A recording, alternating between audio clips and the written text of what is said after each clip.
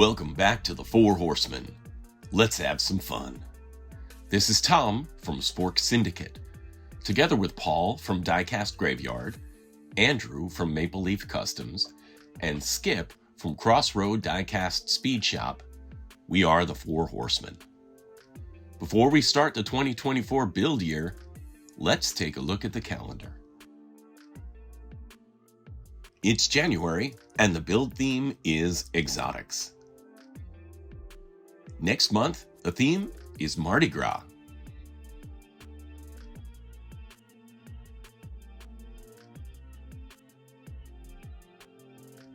For 2024, there are 15 builds, and you can use any casting you want. Now that we're zoomed back out, take a screenshot of this calendar so you know what's coming up. Four Horsemen builds are open to all, and we look forward to seeing what you come up with. Designed by Sonny Fisher, the Celero GT debuted last year and is described as Hot Wheels' take on a modern 2020 style hypercar, according to the Hot Wheels wiki. I've already drilled the posts. Inside you'll find the four standard pieces: a beautifully curved main body, a smoky windscreen and headlight combo, a second layer of the body with the cockpit, including the rear wing,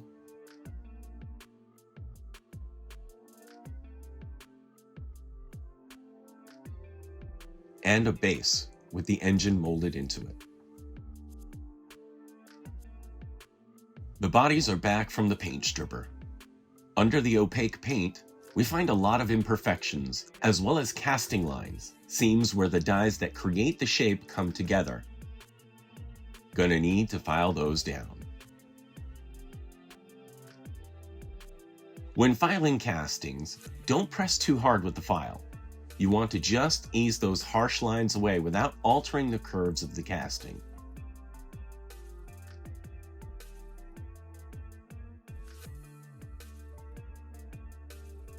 The next step is to use a steel wool attachment on my Dremel to remove any oxidation or imperfections from the metal.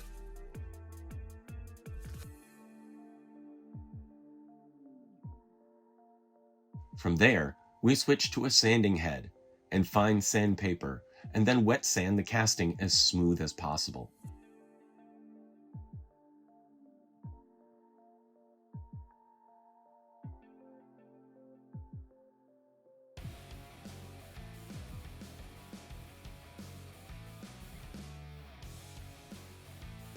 Since both castings will have chrome-based paint schemes, I complete the bare metal finish with Flitz polish.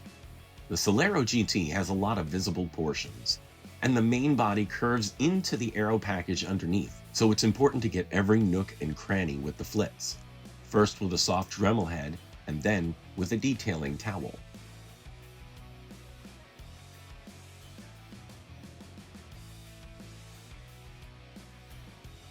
My build is going to be chrome throughout, so I used some Flitz on the 256 screw heads that will hold it together. They came out great.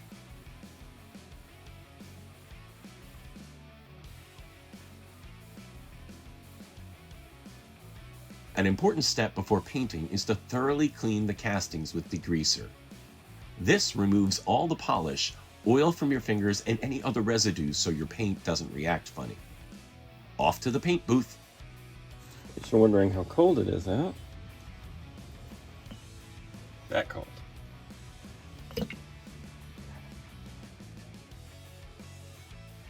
I've already clear-coated the body and base of my build. Jackson wanted a blue and black paint job, with blue in the front blending into black in the back.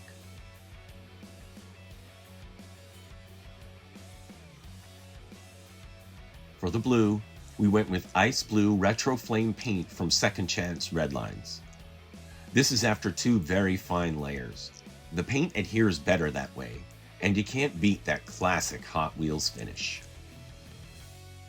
We used chrome paint for the supporting body portion of my build. For these cars, everything has to shine, including the windshields.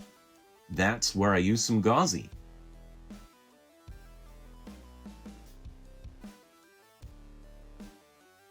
Dip the entire piece into the gauzy, wick off the excess, and then cover it while it dries to ensure no dust, pet hair, or anything else becomes a permanent part of your custom.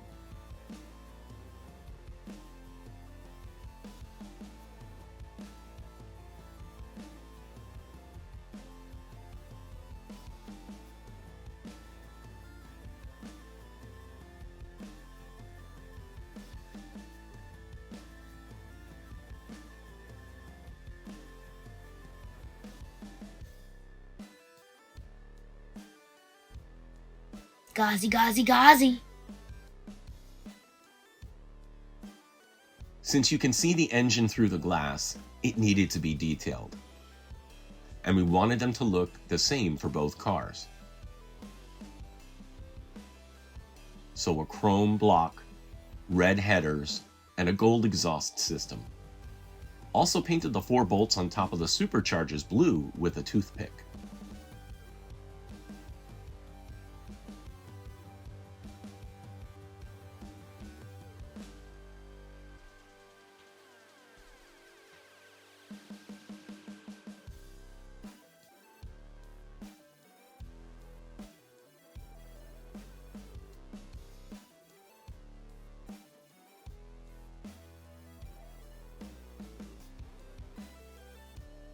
The cockpit would show through as well, so we knew we had to show our work there too.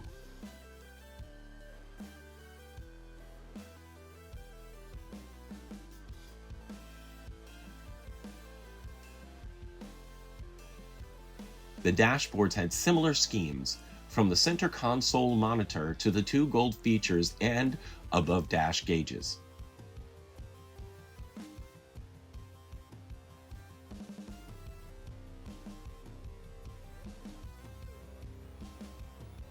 The taillights match on both cars as well.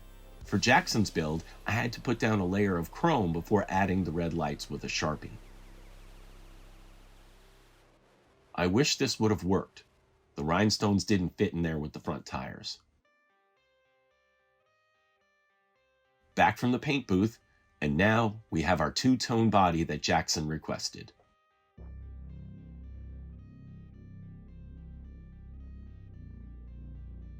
It's all coming together, except the wheels. We picked 2 sets of wheels, different colors but the same rims, earlier, and now it's time to put them on the cars. Unfortunately, all 4 axles are not wide enough, so I'm going to have to replace them. For that, I use K&S music wire. I use my brand new J-clip pliers to crimp one end of the music wire.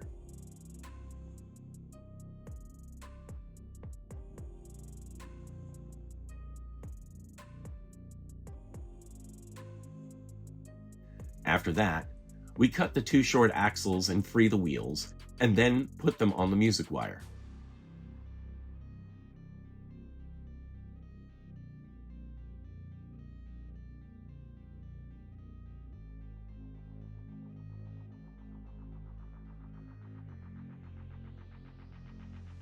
I learned this trick a while ago. If you put the 2 wheels together, it measures out to exactly the length of your axle needs to be. So we mark it, cut it, and crimp the end.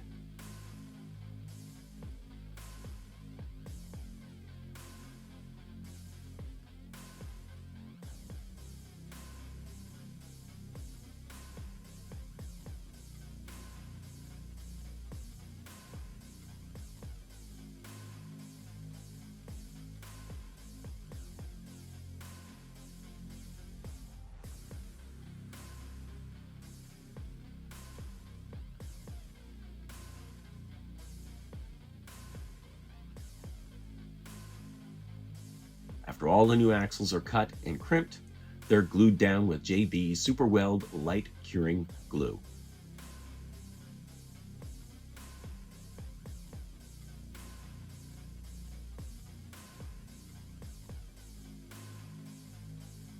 And, of course, they're rollers.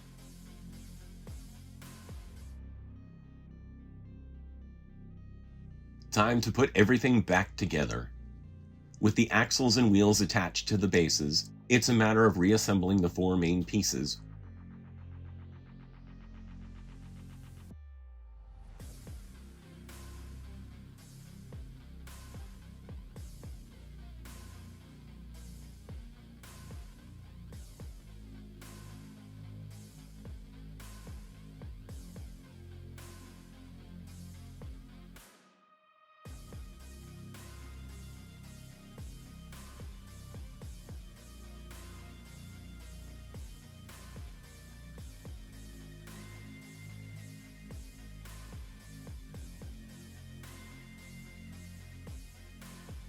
Oops, forgot something. Added channel decals to the bottom of each car. The Celero GTs actually have a rounded groove feature that was a perfect fit.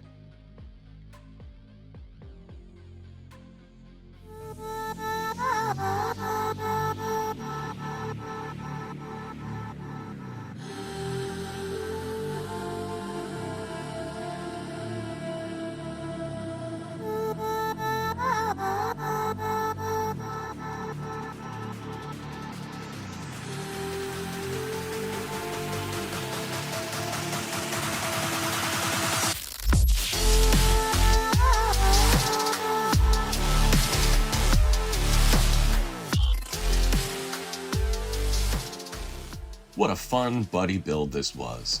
I think I like Jackson's better than mine, but they go together quite well.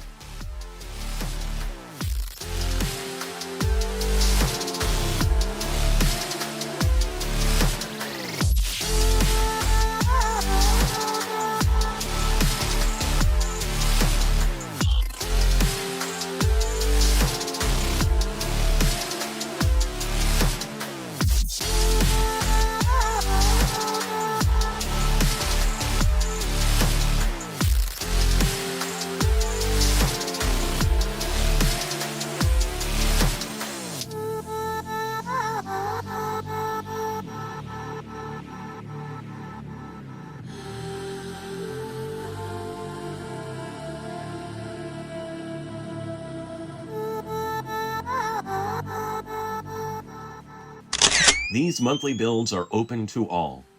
If you participated, we want to see it.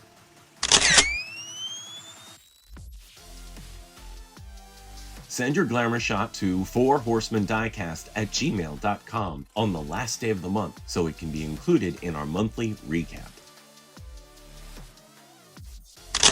For Jackson and the Four Horsemen, this is Tom. Let's do this again real soon.